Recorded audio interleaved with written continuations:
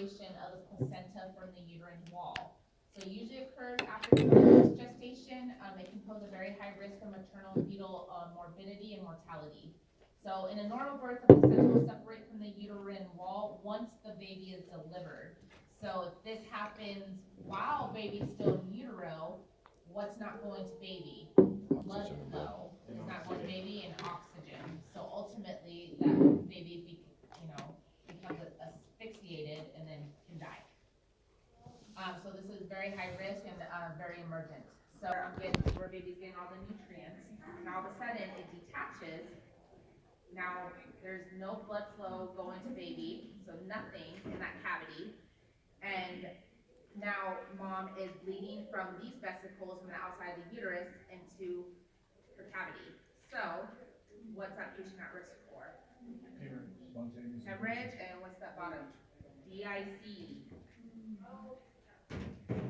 So when this happens, if our patient, especially in abruption, we usually draw labs right away, so our coags and stuff, because we want to see what the clotting factor is, and what's the clotting time, especially with how much she's bleeding.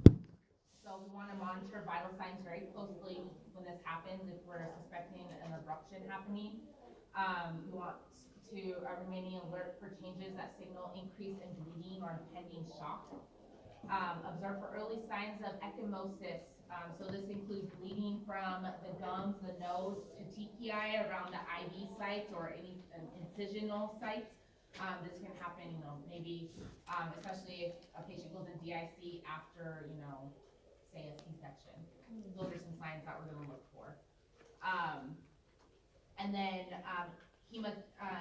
hematuria, so blood in the urine, is also going to be an indicator if there's any kind of bleeding going on internally.